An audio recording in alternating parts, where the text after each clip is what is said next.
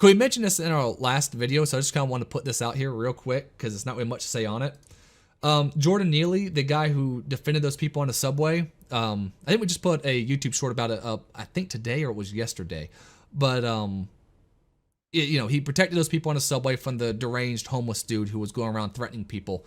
And the judge has now denied his motion to dismiss charges, so they're proceeding forward with it now. So it's official. They're going to go forward with the case. More than likely, he's going to be convicted. Like, let's be real. We don't have justice in this country. We have, which justice do you get? That's kind of what it really is currently in this country. But we're going to have to create some sort of a modern day underground railroad to get people like that out to freedom. I know. I don't know exactly what you do to fix it, but since we mentioned it on our last video, I did want to go. I saw that breaking today, and I wanted to at least toss that in because I didn't see that today. That's what we need. What we really need to do is, I think we really need to come together and instead, okay, who's this guy's immediate family? Let's give them a ton of money. Let's just flood the GoFundMe's to their family. And make sure that basically if like a dad defends his family and gets prosecuted because of it, let's make sure his family never has to want for anything again a day in their lives. Because we have enough people where we could do that. If everyone's donated like $1 or $2, man, we have so many people who could just easily make sure that a lot of these families are taken care of for decades. And if that was the case, the left would not be so, gun-ho when it comes to prosecuting these people. Now, at that point, they might pull a Canada and start seizing bank account information. I don't know, saying we're funding. They would. They absolutely would. Well, they've already somewhat did it. Remember, they I think it was GoFundMe.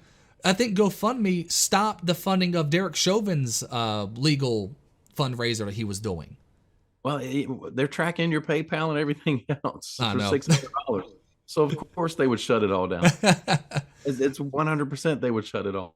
But we got to find a way to do it. There's other means. There's other websites that are not run by these same groups that are more kind of that people don't really know about as much. Instead of going to Patreon, there's Subscribestar. Instead of doing things on Facebook where there's like Minds.com. There's tons of other options. We just got to get to the point where we're actually doing it. I think there is an app called I wish I could remember. There's a whole app that's designed to do this where only places that actually adhere to American values will show up no matter what you're searching. So if you want to get good beef jerky, it'll show up like places around you that sell good beef jerky that say at least and have had some track record of upholding American values. And so Buc-ee's comes up number 1 on the list. I hope so. I like Buc-ee's. The beef jerky is pretty solid too. It is actually really good. I had black pepper. So the problem with all of that though is what they did in Canada is they went straight to the source. They were shutting down bank accounts. They were freezing money. So now just wait till you get central bank currency where we're all on some sort of a central crypto. Well, you see that's where you get your social credit scores and everything. Here's the thing. That would only be the case if they control the crypto. There's ways for me to transfer Bitcoin to someone without the government knowing. There are ways. It's a pain in the butt, but there's ways. Same thing with like other coins like Monero that are specifically designed not to be tracked. There are methods. I'm still bullish on crypto though. I still like the idea of crypto.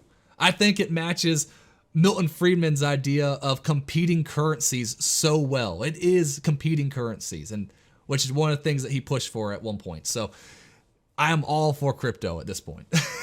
Well, let's shut down the Fed first, and then let's start working on other solutions. I will say, when you asked all that stuff, though, this is where eventually, if we start getting more people watching, where we need to have like just a certain segment only on the Rumble where I can say what I really think about that, because got some few choice words for it. Well, what we need for Daniel Perry is we need real sanctuary cities that won't let him get taken, that we can send good people to freedom. What? That would actually be a very solid start. If the leftists can make sanctuary cities where you can't go in there and arrest illegal immigrants, let's make sanctuary cities for people who practice self-defense or the Second Amendment in general. I don't care. I'll go this far. Or the First Amendment in general. Yes. But I'll say this. I will go as far to say as it could be some random gangbanger in New York. If he's being convicted of a crime and the only crime that they can find on him is that he had a handgun on him, if he flees to a Republican state, they should protect him. All right, because even though he might be a criminal in other ways, that must be protected at all costs. We have to protect the Second Amendment. I don't care who you are. If the crime they're charging you with is a gun crime, there should be gun sanctuary states.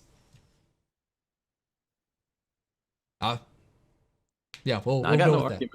No, I got no argument. Okay, I expect you to kind of push back on that. I'll be honest. No, got no argument. And the whole Daniel Perry thing, though, that bothers me more than anything.